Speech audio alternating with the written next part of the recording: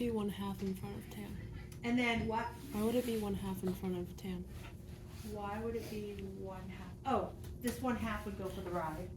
No, I get that, but in front of tan is 1/A, so wouldn't there be 1/? Oh, I have to do that still, I forgot about that.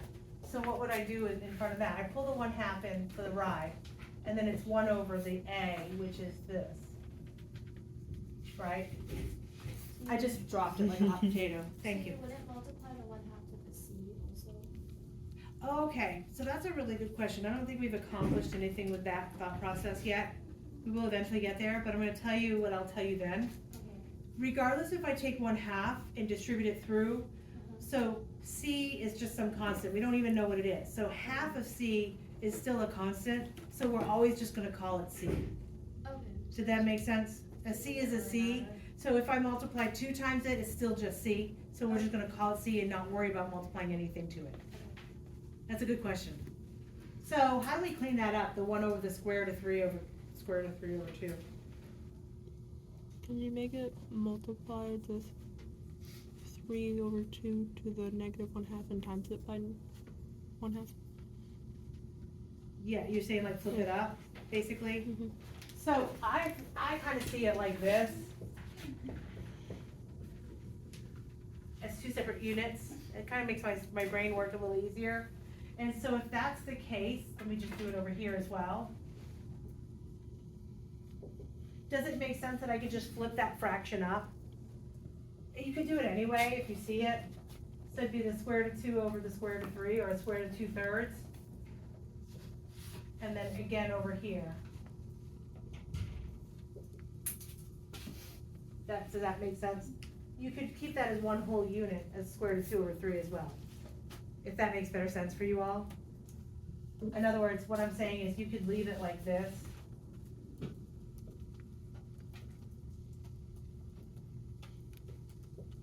That, whichever one works. Yeah? Okay, was that horrible or not? No. It's as good as it gets, right? Okay. So, derivatives of it, integrals of it, I think we're cool so far. Now, switch gears a little bit. I think you're gonna see this one, because we've done it. I think you're gonna be cool, I think. This will be good.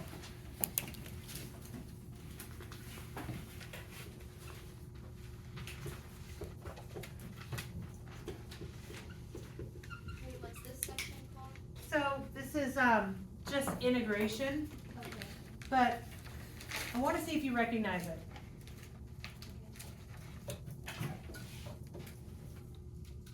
We have done this. 100% we have done this. It's just now I'm throwing it out there without telling you what it's called to see if you recognize it. That's a 3. What is it? Integration by parts. Is it just? You say ln. It's du over u. Okay, so yes, whenever I have an integral and it's a fraction, the first thing I would look for, always, always, always, is do I have a du over u situation? Okay, so if I'm looking at this, why is this not an inverse tan? What makes this a little different than an inverse tan? There's a 2x on top. If this was just a number 2 on top, I'd be all into the inverse tan. Does that make sense? But now they're throwing an extra variable on top, that's a no-go. That has nothing to do with inverse tan. So if I'm looking at this, the next thing my brain would always say is, can I take a derivative of the bottom and have it on top? Or some version of it. Like for example, this guy is good to go because the derivative of this is 2x. So that is indeed du over u. What would happen if this was like x squared and this was 3x on top? It wouldn't be quite what I wanted. However, I could pull the 3 out and make it work. We did that in class, right? Like if this was x squared and then I do derivative and there was a 3 here, I'd pull the 3 out, stick a 2 in, divide by 2. Does that ring a bell? Okay, so what would the derivative of this be? A du over u situation, right? And what is the integral of a du over u, by the way? Can you remind me? It's ln absolute value. of absolute value of u plus c, right? So this is not new, we have seen it. Now, I can't tell you you love it, but this is something we have done. Okay, so having said that, what does this become? U, I'll just label it out, u is x squared plus 3. du is 2x. We literally have du over u, right? So what would the integral of this be? ln of, Absolute value. Of? X squared plus 3. okay, got a question for you. Do I need to put an absolute value there? You say no? Well, yes, No. because the x might be, oh, we know, No, because the x, yeah. if it's negative, it'll still be positive. Because x squared is always positive, and if I add 3 more to it, it's still positive. Does that make sense? So if I neglect to put the absolute value, I'm okay, and that's good, because it's always positive, and the only thing that we do for the absolute values is to make sure our natural log doesn't have a negative going into it.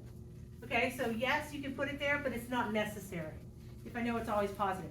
I would suggest if I don't put it there, that you just put parentheses around it, that way we know the whole thing is part of the natural log.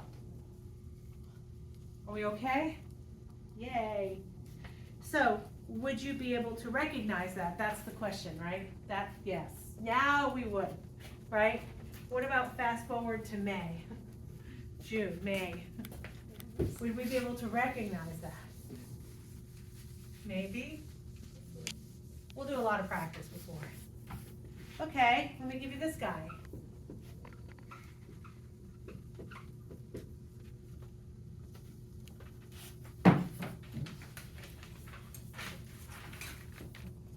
Is there such a thing as an integral of tan? Nope. That's interesting. Oh.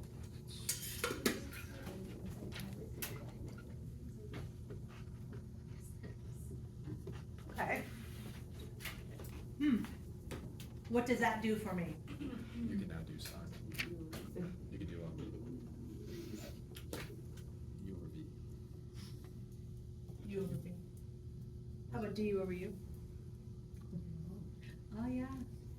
So remember, the first thing I'm always gonna do is if I look at a fraction, I'm gonna do it in my head. I'm gonna say, if my denominator is u, if I derive it, is that the numerator? Well, let's look. What's the derivative of cosine 3x? Close, right? So the derivative of sine is cosine, the derivative of cosine is negative sine, am I right? So the derivative of cosine is negative sine of 3x. Am I wrong? No. 1/3. I have a 1/3 that I have to deal with as well.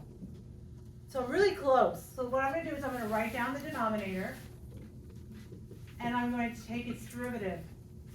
Remember, it's a chain rule situation. So the derivative of the word cosine is negative sine, leave the 3x intact.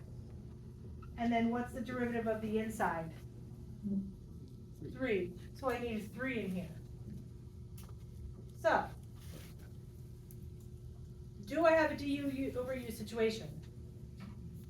Not quite. The only thing that's different is I'm lacking a negative 3 in the top. Does that make sense? So, can I just stick a negative 3 up here? Sure, but what do I have to do? Divide by negative. Pull out a negative 1/3, right? Does that ring a bell? No?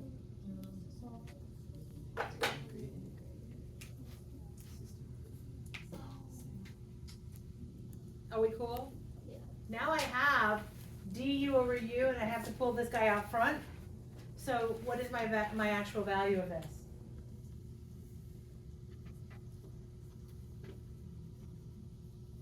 Because it's du over u, it's the derivative of, it's ln of u, right?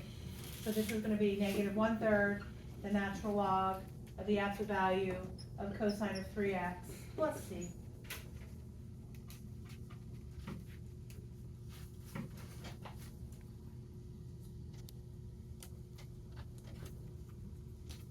Are we feeling okay?